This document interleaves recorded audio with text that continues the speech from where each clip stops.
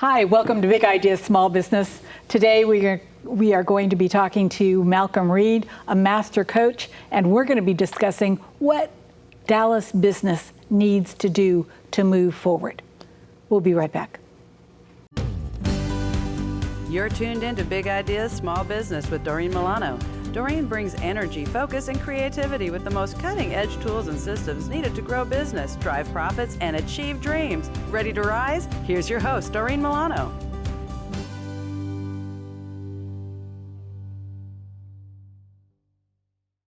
Welcome, Malcolm. Well, it's great to be here. We're so happy you are here. So today we're going to talk about what Dallas businesses really have to pay attention to move forward. So as we're talking, the businesses I've been talking to have some real major problems. Cash flow, huge issue. Employees are probably above cash flow, just from the standpoint they can't find them, they can't keep them, and they're having issues.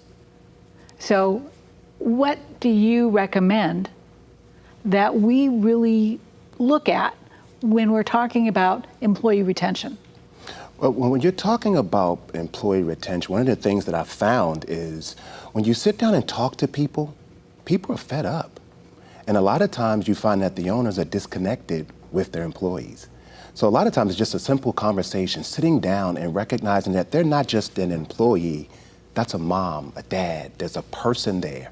And really sit down and talk to them and find out really what are the challenges that are going on in their life day to day, and figure out what are their problems, what are the things they're looking for. And when they can connect with that, wow, it opens up a whole world of opportunity for them. Do you really feel that, the statistics I've heard are 80 or 90% of employees are dissatisfied with their jobs? Yeah. That's huge. Yeah. And that's one of the reasons that we're having the problems that we're having, right? Yeah, there's a big disconnect. I mean, again, they're looking at these employees as not as a person. They're looking at them as, I need you to do this. They're disconnected with what's happening. Our world's been turned upside down. There's unique challenges that we're facing today that we didn't face just a year and a half ago. And a lot of the employers aren't adjusting. They're trying to force feed what used to be okay versus saying, okay, let me sit down and have conversations. That's the key. It's a conversation. Sit down and talk to a person and find out what their challenges are. Make those adjustments. Innovate. Find a way to make that person happy. Be adaptive as an employer. Bingo. Bingo. There it is. You have to adapt to the new situation. Yes. And so many people don't understand how to adapt, number one. And number two, they don't understand when you have these conversations, the conversation is about really creating ideas that can solve problems, right? Yes. Let me give you an example. I was talking to a business owner, all right, and they were having a challenge with childcare, with moms dealing with having to have their children in school, and just all the different things that we're dealing with. And here's what they decided to do. They sat down and they said, okay, tell me what it would look like for you. What would the perfect scenario be for you to be able to balance your responsibilities with your children, to balance the responsibilities you have at home, and to balance your responsibilities at work? And then when they sat down and asked those three questions, all of a sudden their eyes were opened. Instead of what they thought was the right direction, they all of a sudden found that just having some flexibility, allowing me to have not just one specific time that I have to be to work. If on these days I can come early, maybe on these days I can come late. If I can have a balance of sometimes working from home and sometimes coming to the office. Just simple things like that. When people realize that you care about them, you care about their families, they'll go through a brick wall for you. It changed everything. When we have those kinds of conversations, sometimes those conversations can get kind of out of control, right? Because now you've opened up a floodgate. And I've actually watched this in several businesses where you start communicating where you haven't communicated before. And now every gripe, every issue, every problem, every bitch comes out, right? And you don't have the resources to tackle all of it at once. I think there's a difference between a gripe and an opportunity. See, when you open up dialogue, now all of a sudden, if a person's, just complaining just to complain, that's one thing. But when someone they're giving you feedback, they may not know how to articulate that I'm frustrated, but they're frustrated. So it could come across a different way. So when you open up that dialogue, that opens up magic. Because you didn't have it before, right? Before it was do it this way. Now there's dialogue. Now at least you can get the feedback and you can kind of separate, okay, they're just complaining. Well, these people that we're talking to, they're actually communicating. They're looking for action. They may not know exactly how to say what's wrong, but the fact that they now have an outlet, they have someone that they can actually talk to. I'm being heard. Think about it. Your best listener is your best friend. Your best friend is your best listener. Right. Not that the employer is their friend, but it's, wow, someone's listening to what's important to me. There may be change. Correct. There may be positive change, and it may change my life. Correct. Right? Those three things are keys to getting employees re-engaged in the workforce, right? Yeah. And a lot of times when you think about the employer of choice, it's a culture. Right? It's a culture that's created, and it's done intentionally. And so with the way that things are now, the question becomes, what type of culture do the people who keep my business running, what's the type of culture that we can cultivate that allows them to have open communication, that lets them know that they're heard? And when you have your employees that know that they're heard, they'll work harder. Yes. Instead of you trying to force feed them things, when you hear them, all of a sudden it becomes more important. And so a lot of times they're looking at what can I do strategically? What can I do to implement this and change this? And that's really not it. It's your people. It just starts with that conversation. I think that communication is so critical. One of the things that I think employers forget a lot is that your best salesman is your employee. Yes. And a happy employee is a great salesman. And when we stop paying attention to the needs of our employees, we lose that traction. Yes. It's what they're saying when they're not at work. That is the big deal. Right? It's when they're sitting at the bar with their friends. What are they saying? What's the person that's behind them? What are they hearing and overhearing about your company? Are they hearing great things? Or are they hearing that griping and that moping and that complaining? And you would be amazed at how many people are ear hustling, right? When you're having conversations. But as you said, that's the key. What are they saying when they're away from you? And that's authentic. And that you can't replace. No, you can't. But you can change it. Correct. And how we change it is a huge, huge step forward if you are looking to retain your employees.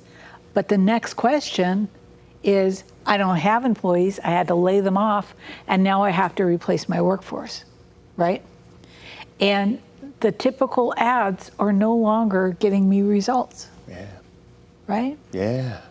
So how many employers are actually taking the time to market themselves to their employees or potential employees? That is an area that business owners aren't looking at. No, they're not. And marketing, as we know, it's a formula, right? Yes. So the same way when you separate yourself, you separate your business, when you do marketing, you do the same for your employees.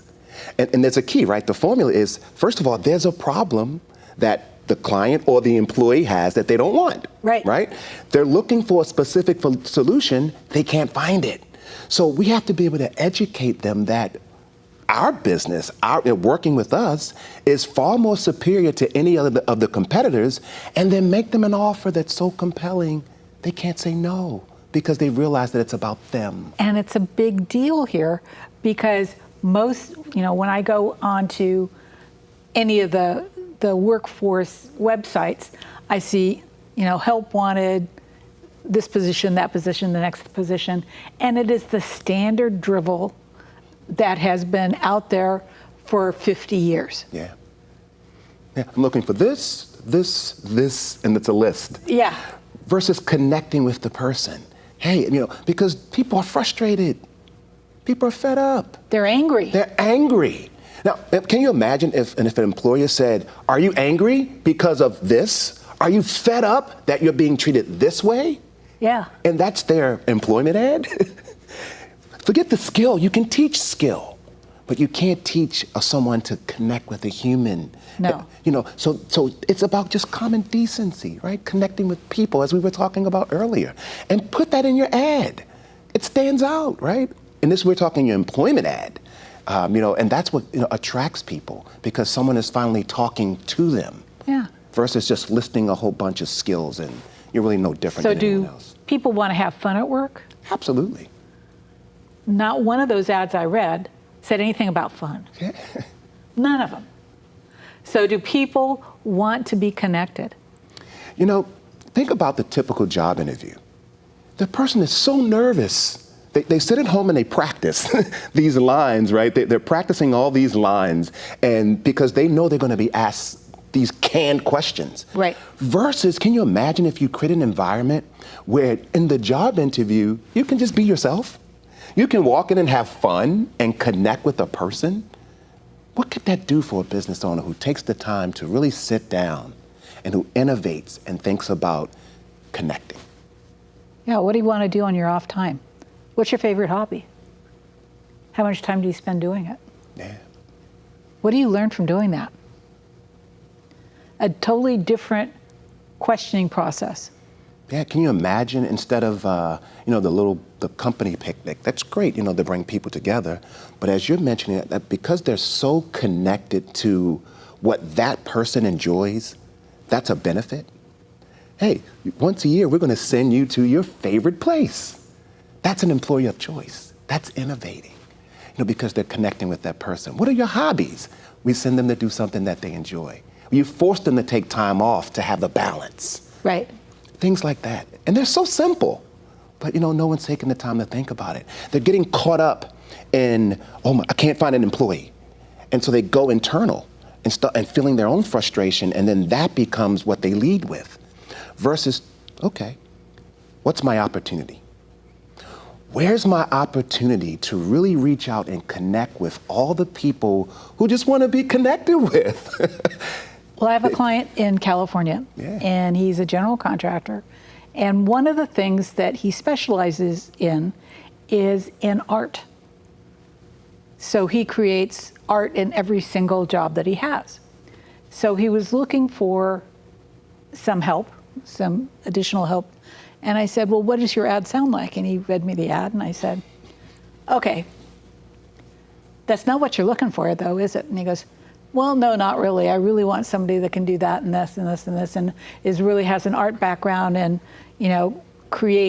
uses wood to create their art and so on and so forth. And I said, why doesn't your ad say that? Why isn't your ad focused on getting the ideal person that you really want to have? Right. That is connecting with their specialties. And maybe you'll only get 5 or 6 applicants. However, what you're going to end up with is something totally different. Yes. So we're going to put everything on hold for a second, and we're going to talk to our sponsors, and we'll be right back.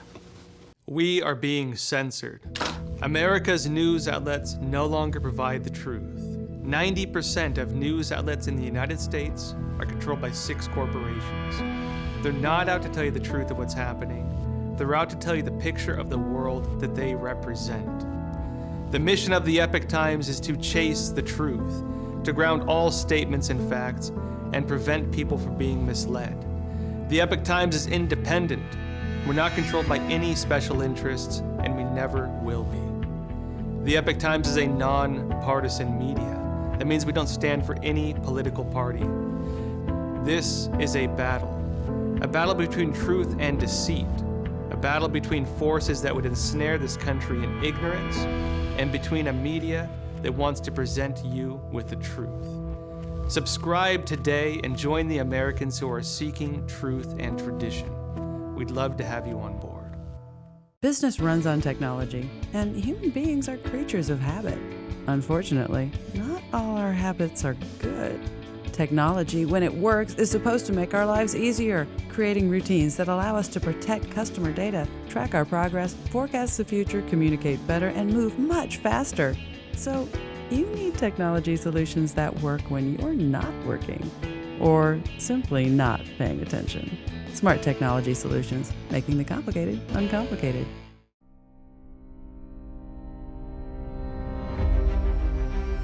My American dream is to help you stay healthy and energized so you can live your American dream.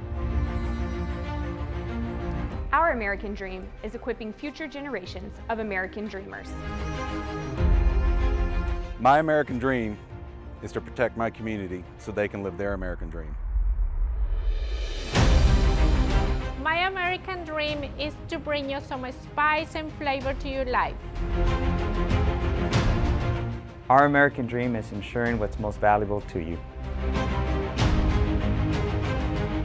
Our American dream is creating opportunities for healthcare providers so they can have their American dreams. My American dream is serving our business community and advocating for all of your American dreams.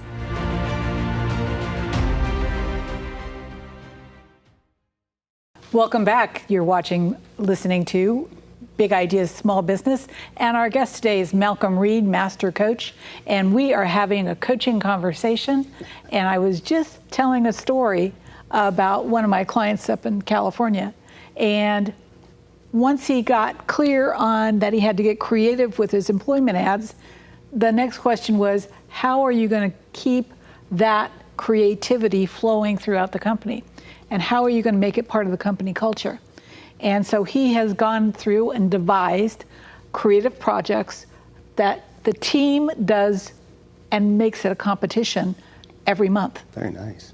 So those things take a little bit of forethought, but they're easy to implement, right? Yeah, absolutely. So when we talk about making change and we talk about shifting culture, those are two big things that most companies really shy away from, right? They do.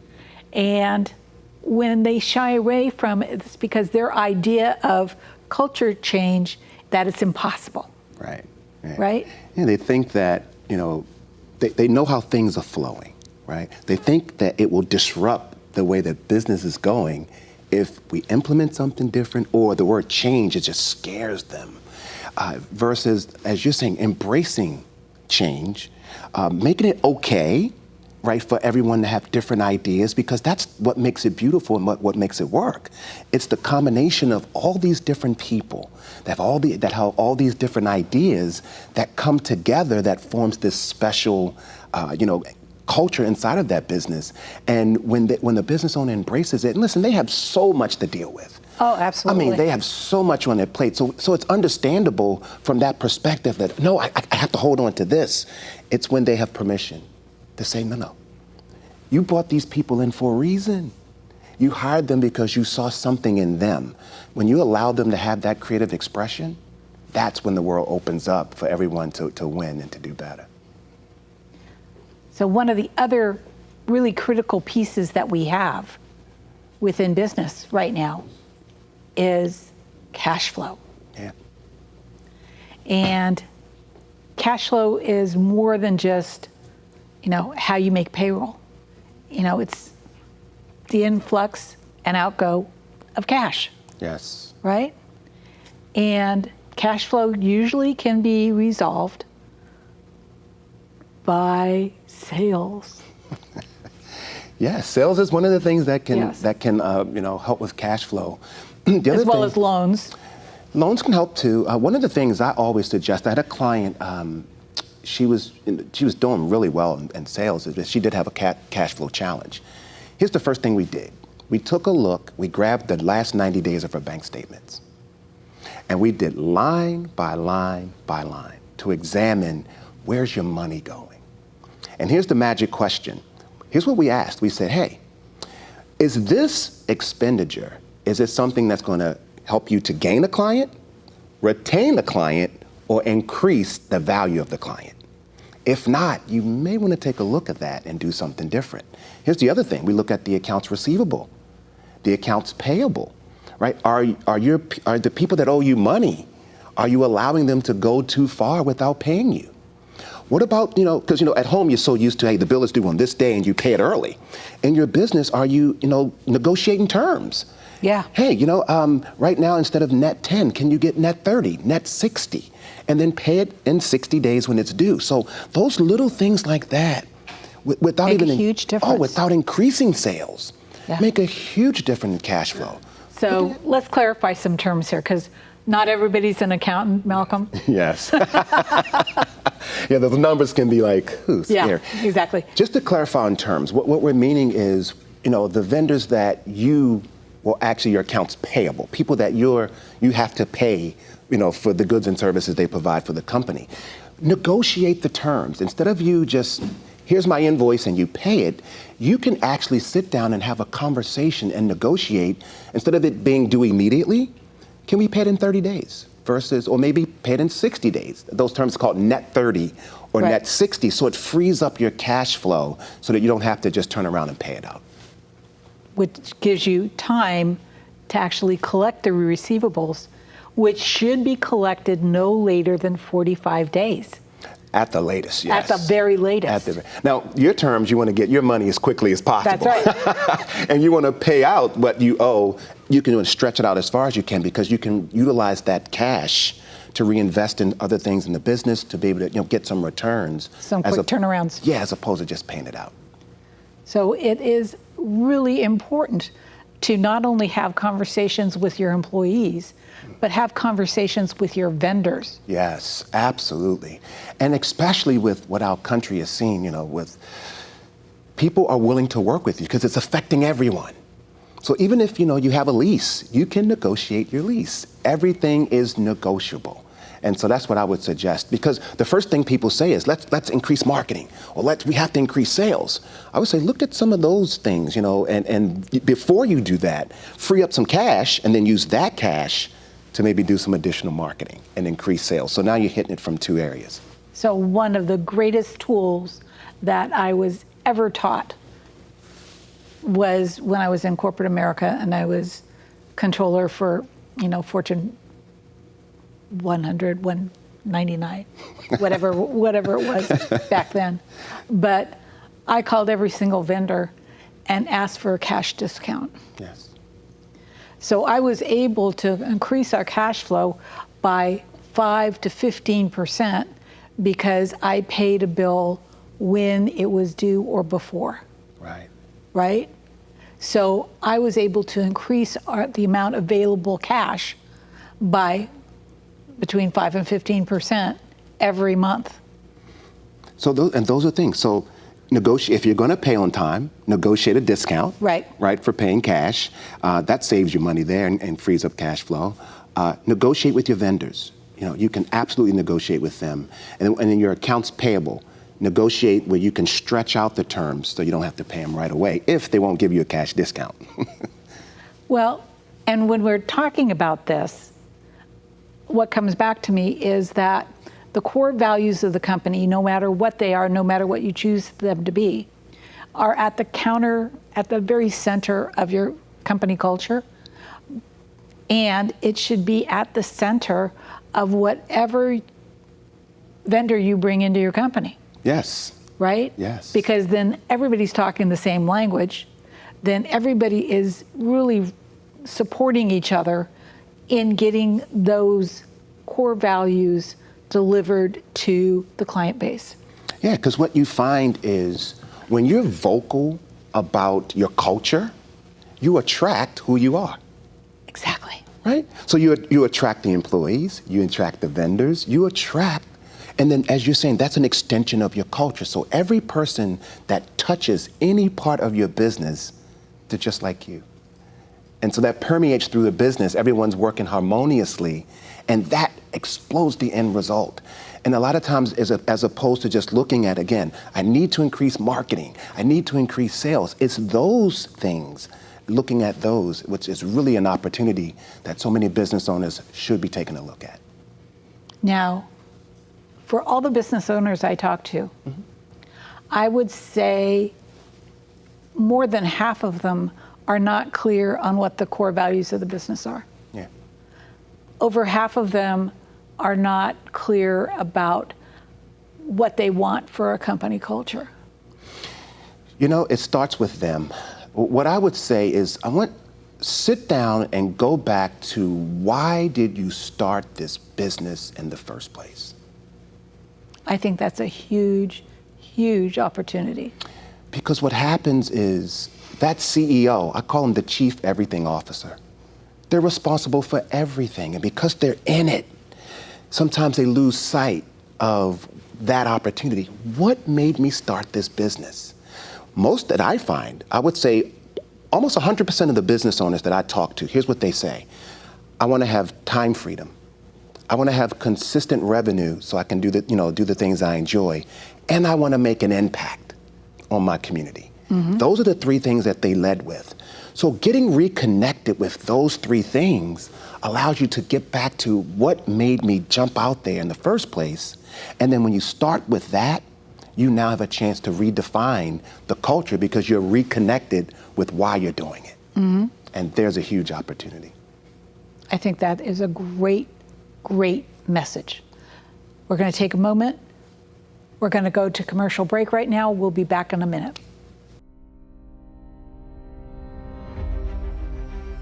My American dream is to help you stay healthy and energized so you can live your American dream. Our American dream is equipping future generations of American dreamers.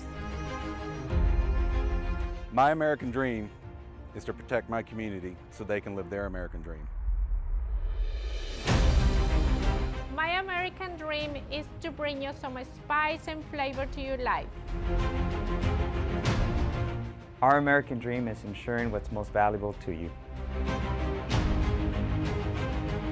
Our American dream is creating opportunities for healthcare providers so they can have their American dreams. My American dream is serving our business community and advocating for all of your American dreams.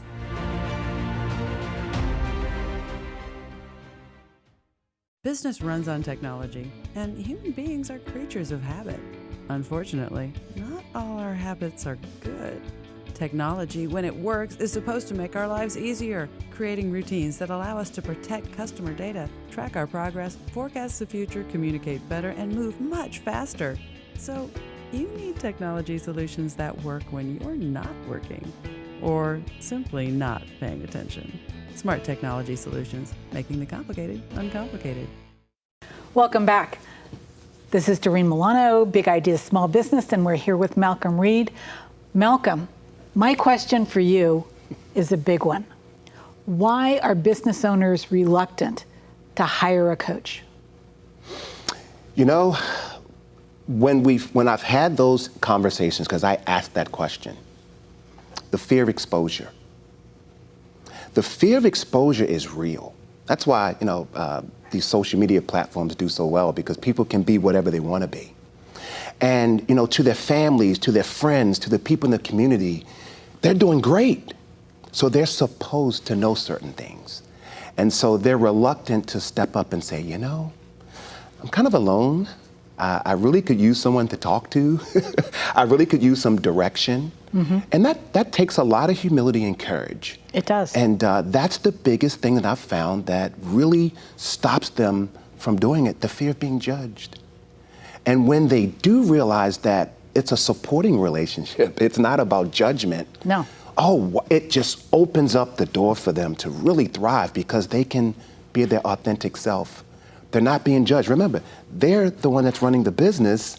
They can't go to their employee and say, I don't have an answer. And so that's what I found is the reluctance. Understood. Well, it's just really interesting that some of the people that are out there with small businesses, they will call me, they will talk to me, but they're looking for a freebie. They're not looking for an actual relationship. Mm-hmm. And I don't have the opportunity to do my best unless we have created that relationship. Yeah. Right? Yeah. It's difficult. They're asking themselves, I remember before I had a coach, is this going to work? Am I going to be judged? Like, what is a coach? Yeah. Those are some of the things that's going through their mind. I'm good. I understand, I'm an expert in my industry. And so those are some of the things that, stops them from moving forward. It definitely stopped me until I recognized that the coach is not there to tell you what to do. No. They already know what to do. They're an expert in their industry. The coach is to help them unlock what's already there and support them to take a narrow focus on what it is that they want to accomplish because they're overwhelmed. Yes. People are overwhelmed, and so because they're overwhelmed, they lack that clarity. And so the coach helps you to simplify things, and when things are simple, you get clarity. When you have clarity, you can be decisive. And once you're decisive, only then can you take action. And only when you take action do you get a result. And that's where the coach makes the difference. Absolutely. So tell us how to get a hold of you. Well, you can get a hold of me. It's ProGlobalBusinessAcademy.com. You can find me on LinkedIn, and that's exactly how you can reach us. That's awesome. And you are watching Big Ideas Small Business. You can find the OBBM network on Roku. Big Ideas Small Business you can find on Rumble. And give us a rumble and share us with your friends. Big Ideas Small Business sponsors this week are Office Furniture Source, Grace Point Media, and we are recorded in front of a live audience. Come join us. Have a party. Thank you for your day, and I really appreciate your attention. The fact is, business has changed. Engagement has changed. And for us to recover our businesses and our communities, we have to engage differently. If you want to have a serious conversation about engagement, community, and your business, call me, Doreen Milano, Visions to Excellence. I'm an executive coach. You can reach me at 650-483-5798 or contact me online at v2e.biz. That's capital V, number 2, e.biz. Let's have a conversation. This has been Big Ideas Small Business with Doreen Milano. Doreen Milano solves problems for small and mid-market family-owned businesses and service-based industries. To work with Doreen, go to v2e.biz. For guest and sponsorship information, call 650-483-5798. Big Ideas Small Business with Doreen Milano is produced by Offbeat Business Media for the OBBM Network. For OBBM Network programming information, call 214-714-0495. Unauthorized use of any part of Big Ideas Small Business with Doreen Milano without prior permission through the OBBM network is strictly prohibited.